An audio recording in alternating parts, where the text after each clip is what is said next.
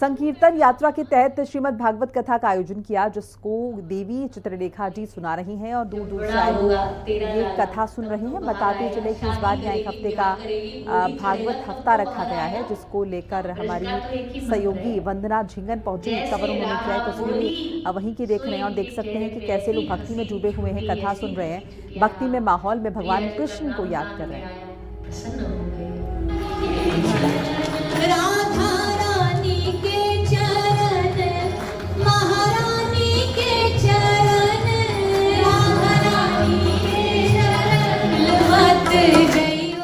और भागवत जो है हम सबके हृदय के बहुत नज़दीक है। उसमें इतना आसान और सिंपल, बट लेकिन मैं जो आज देख रही हूँ कि युग ऐसा चल रहा है कि उसमें काफ़ी अशांति है।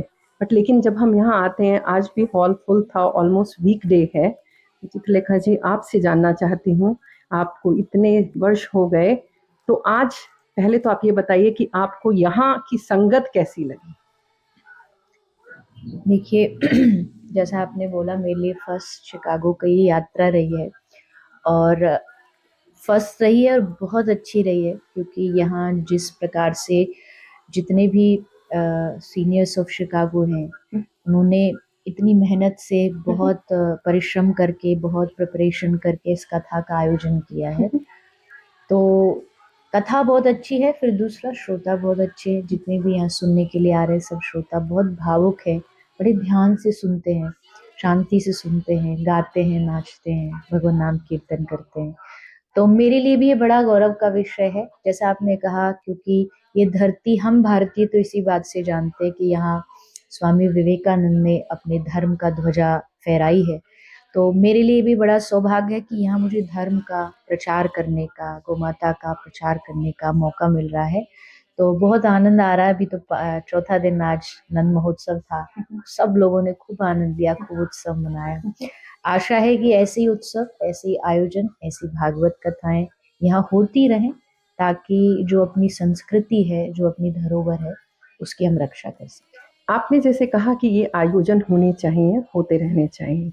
मैं आपसे सिर्फ इतना जानना चाहूँगी कि जब मैं इस तरह का वातावरण देखती हूँ, तो हमारे जो आने वाली जनरेशन है, फ्यूचर जनरेशन, उसको हम किस तरह से कनेक्ट कर सकते हैं?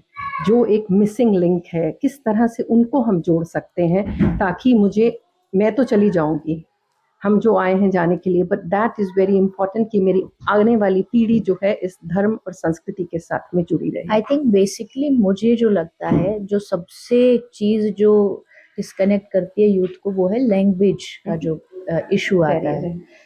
तो फर्स्ट थिंग इज, क्योंकि मेरे जैसे जो कथावाचक हैं, आज की जो जनरेशन के हैं, फिर भी थोड़ा बहुत इंग्लिश बोल लेंगे, थोड़ा बहुत समझा देंगे, लेकिन हमारी जो भारतीय परंपरा के पुराने संत महापुरुष हैं, जो धर्म का प्रचार कथाओं के माध्यम से कर रहे हैं, वो हिंदी में ही बोलेंगे, या जो जिस लैंग्वेज का गुजराती तो गुजराती में बोलेगा। तो बच्चे कनेक्ट नहीं हो पाते। इसका मेन रीजन है कि लैंग्वेज नहीं आती उनको। तो सबसे पहले मुझे लगता है माता पिता को धर्म से जोड़ने के लिए, अगर आप अपने धर्म की भाषा नहीं जानते हो, तो आप कभी भी धर्म को नहीं जान पाओगे। क्योंकि मोस्टली हम बात करें अपने ग्रंथों को भी, अगर आप पढ़ना चाहते हो स्क्रिप्चर्स को, तो वो कहाँ से पढ़ेंगे? ठीक है, कुछ हैं जो अवेलेबल हैं आपको इंग्लिश में, बट ट्रांसलेशन होते ही कुछ चीजें चेंज हो जाती हैं।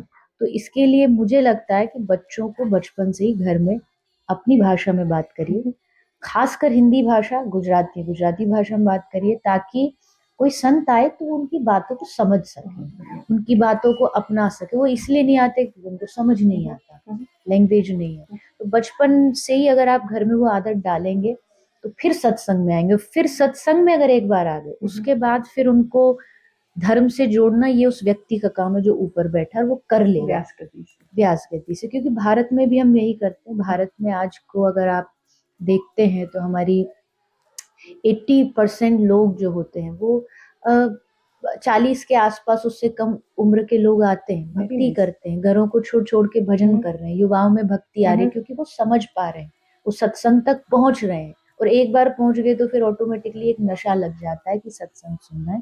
तो मुझे लगता है घर में अपनी भाषा सिखाइए, घर में थोड़े ग्रंथ पढ़िए, सब पूरा फैमिली बैठ के एक रूटीन बनाइए, थोड़े टाइम सब बैठेंगे और ग्रंथ का अध्ययन।